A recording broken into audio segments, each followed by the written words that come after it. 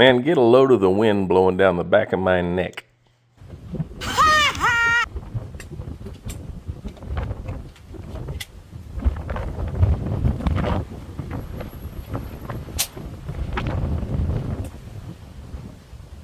This is not take one. Hey there, folks. How you doing today? Welcome back to the channel. Please bear with any background racket that you might hear throughout this production. We are on location where life happens. There's stuff happening out there that can be heard in here. Let's not let it stand in the way of all of the good things that we have in store for you today. It's cold. If you could tell from that little intro clip that I played at the very beginning of this video, the wind was blowing like crazy yesterday. I stood out there in that wind for hours, gathering data, obtaining footage, doing the things to make a few videos that will be coming up in the very near future, and I'm still cold from yesterday. Not only that, but I'm fighting off a little bit of a sinus thing, so please bear with it if I sound kind of funny or funnier than usual. Today is November the 21st. We are about a week away from Thanksgiving. This will probably be the last full-length video I get out before then. That being said, hopefully you have something to be thankful for. I know that we certainly do. We have been blessed beyond measure, and one of the things that we have been blessed with in the recent past is a relationship with Bear Creek Arsenal out of Sanford, North Carolina. Now, if you have been watching my channel for any length of time, you'll know that 2 or 3 years ago, I did my first Bear Creek video. It was on a Bear Creek 308 upper that I had purchased and put on a rifle that I was having some issues with. We did some custom work with it, and we got it running really good. I became a fan of what Bear Creek had to offer at that time, and from then on, I have not only purchased myself, but I have also collaborated with them to present some of their stuff to show to you folks here. Now, of the stuff that Bear Creek has developed in the last couple of years, their product line continues to increase. And most recently, there was an addition back about 6 months ago of a full-size 9mm defensive handgun that they called the BC101 Grizzly. Now, if you look at that and you scratch your head for a second, you might say, well, that looks like a Glock Model 17. You are not wrong. It is based off of the Gen 3 Glock profile. Well, those came out. They were a commercial success for Bear Creek Arsenal, and so they doubled down now, and as of October of this year, so just over 1 month ago, they have released their second pistol in that line, which is the BC102, which is based on the Glock 19 profile. This is what a lot of folks would call a compact pistol. It's a little bit smaller than a full size. It's a little bit bigger than a subcompact. Be it the Goldilocks of pistols, in my opinion, if you only have one, this is the ideal size to have. Now, we're going to show you some features of this. I'm going to be handling it a little bit. So before we do any of that, I'd like to show you folks safety muster. This is a safe and empty pistol. We don't have any ammunition for it out here in our workspace, and it will stay that way for the tabletop portion of this video. I know I just got that one guy all riled up by saying that, but safety is one of those things that you can only get wrong once, and then you got to live with it for the rest of your life. So I'll get off my soapbox. I'm going to show this to you, and I'll put up some close-ups so you can see here. The BC102 is indeed a mid-sized or compact 9mm pistol. It's made by Bear Creek Arsenal right over in Sanford, North Carolina, USA. This pistol has a 20-degree grip angle, which is what is arguably improved over a standard Glock grip profile. That is one of the biggest complaints that a lot of Glock owners have, is that the grip angle is a little funny compared to most pistols. This one has a slight modification to the grip angle to make it more in line with traditional handguns. We did take this out to the range yesterday. I'll throw up some video of that here in a minute, but just know that in addition to the fixed grip angle, we have a nice high relief behind the trigger guard here, which helps you to get a 3-finger grip on the lower portion of the grip. You get your hand wedged right up in there nice and tight, and that relief really helps to keep from rubbing on your finger like is often the case with a traditional Glock. This pistol features a 3-rail Picatinny style rail underneath it, which is slightly larger than the Glock model rail. We'll talk about that in a minute. Don't get fixated on it too much. We have rear and forward slide serrations for your press check or for manipulating the pistol. You will notice that this one has an extended threaded barrel. We'll talk about that a little more here in just a second concerning the options that are available on the BC102. You'll also notice up here on top of the slide that this one comes pre-cut for an RMR style optic, and it has a nice plate on there to cover that up if you choose to stick with the iron sights. Now, speaking of the iron sights, if you're familiar with Glock style handguns, you'll know that Glocks come with a really terrible little set of plastic sights with a white dot on the front, a little U-shaped basket on the rear, and Glock installs those on pistols from the factory, knowing that they're probably going to get taken off and changed out for something else. This pistol has a step up from that in that it has a green 3-dot all metal, I believe these are steel, sight set, which has these nice green dots on them that somebody who grew up in the 1980s like I did might look at that and say, those look like they would glow in the dark. Well, guess what? They do. That is a photoluminescent material, and when it is exposed to the light, it charges itself up, and it will maintain that charge for a considerable amount of time, making these sights essentially night sights or glow-in-the-dark sights.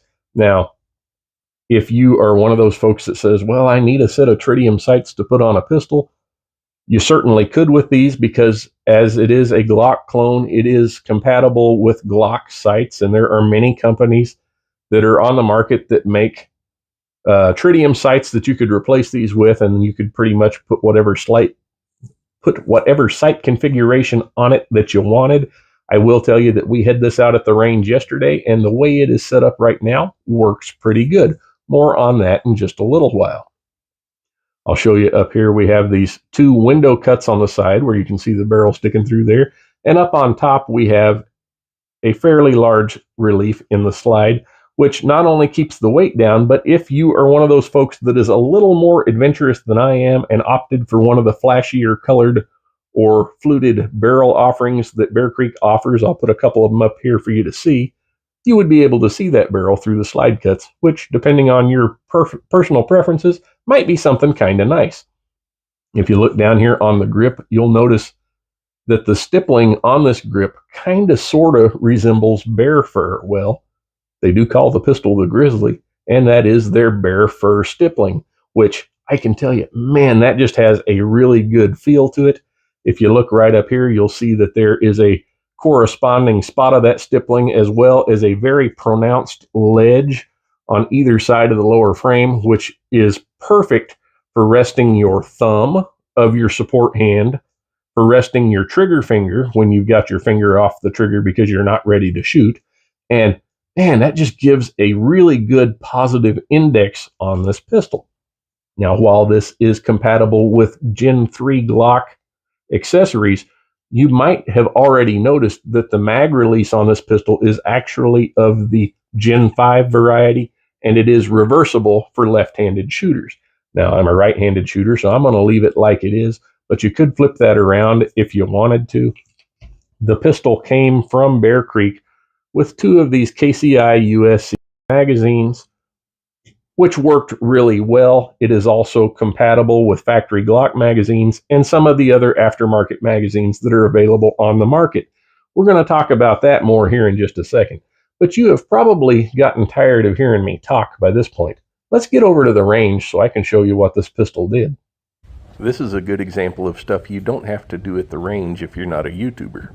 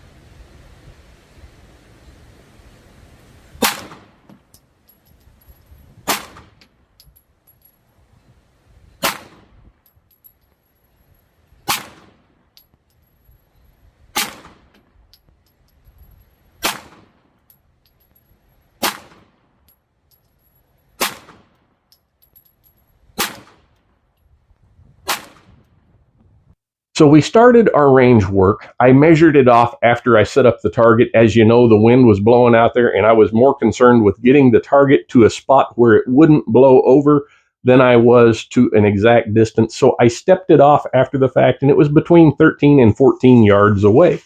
This is the target we were shooting at. This is a half-size silhouette. And that first 17-round magazine went right here in the middle of the target. Now, I know there's some of you out there that are probably saying, that's a terrible group, and it's not one of my best. You may have also noticed that I have reasons why I'm having issues shooting handguns at the moment. We'll leave it at that. But after the first group, I moved up here for headshots, and you'll see that, well, we got a little crazy. The group overall isn't much bigger than my fist, and we got a nice size hole right there in the middle of it. More than adequate for social work and defensive distances.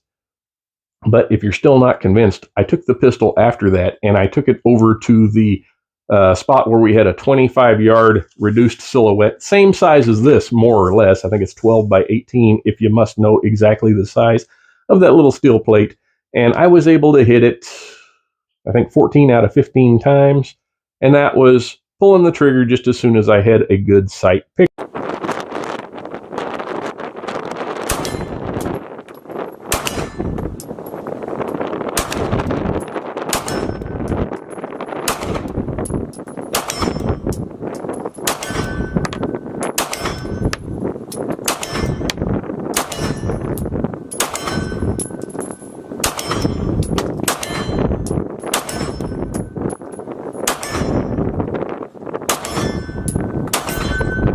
Now, speaking of that good sight picture, I like the sights that are on this pistol well enough that I will probably leave them alone. But just know that if you were looking for a different set of sights to put on there, you can replace these with a set of aftermarket sights for a Glock pistol, and you'll be all right. I mentioned earlier that it is compatible with aftermarket magazines. Let's talk about that for a second. For starters, these are factory Glock magazines.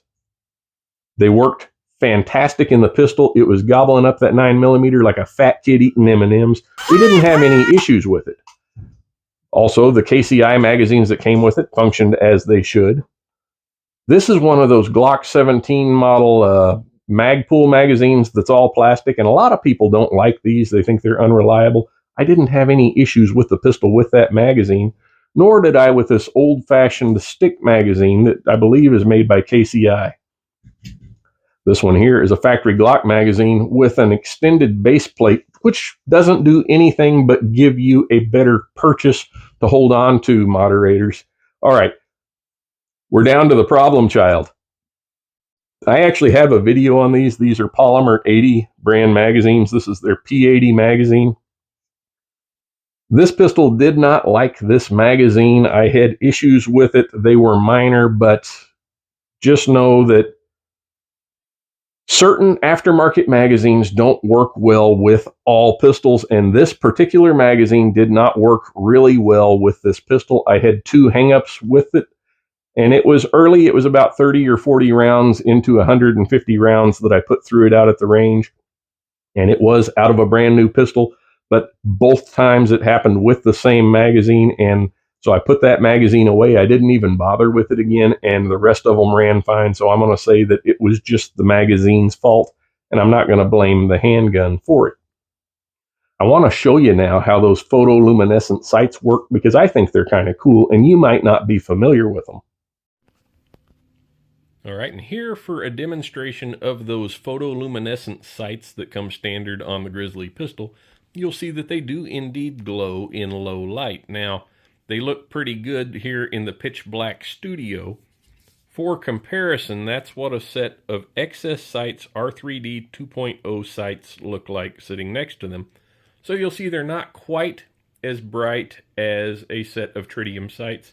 Now, with that being said, photoluminescent charges itself from exposure to light. So now I'm going to expose the front sight blade to an intense light for a moment to let it charge up, and then I'll show you comparatively to the rear sight. You'll see how much that it brightened up that front sight to the point of where it's much brighter than the tritium sights that I have on my Glock here. It actually used to be common practice back in the day that law enforcement officers would paint the front side of their pistol with some kind of glow-in-the-dark paint, and then before they would go into a dark area to go clear it, they'd take their flashlight and they'd shine it on that for just a second to give them something to look at when they got into the low light setting. Now, aside from the fact that these sights need to be charged a little bit and that might require a light, I'm also a big proponent, as you know, of having a light on your handgun or having a light with you so that you can identify whatever it is that you're shooting at.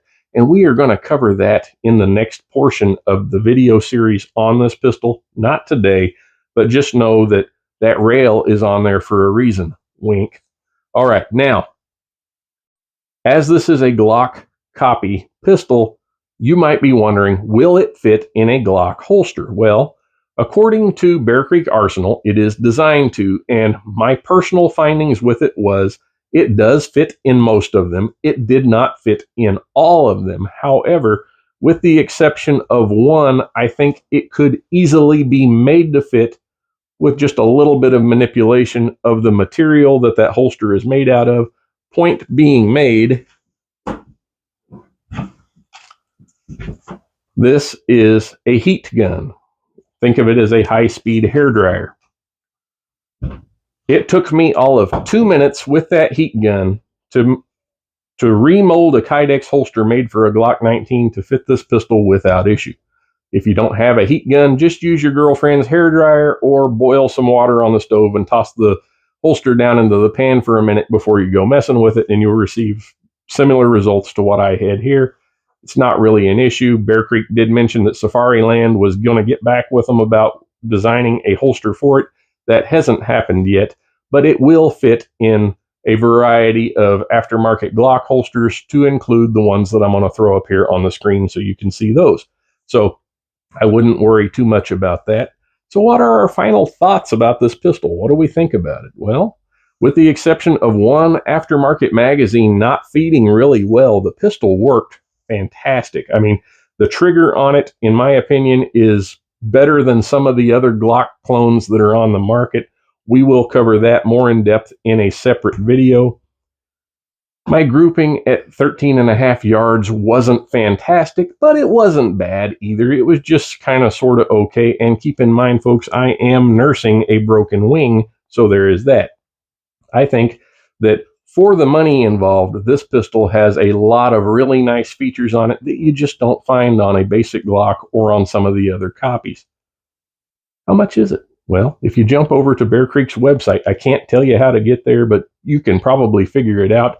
You would see that this pistol has an MSRP of $295. Folks, that's $300, literally half the price of a Glock MSRP. So if you're looking for something like this, if you want a full-size pistol that's compatible with a lot of nice aftermarket accessories, and you don't want to break the bank, I do not think you could go wrong with the BC102 or the full-size version of it from Bear Creek Arsenal. Let me know what you think. Put the comments down below, and we'll keep the conversation rolling after the video.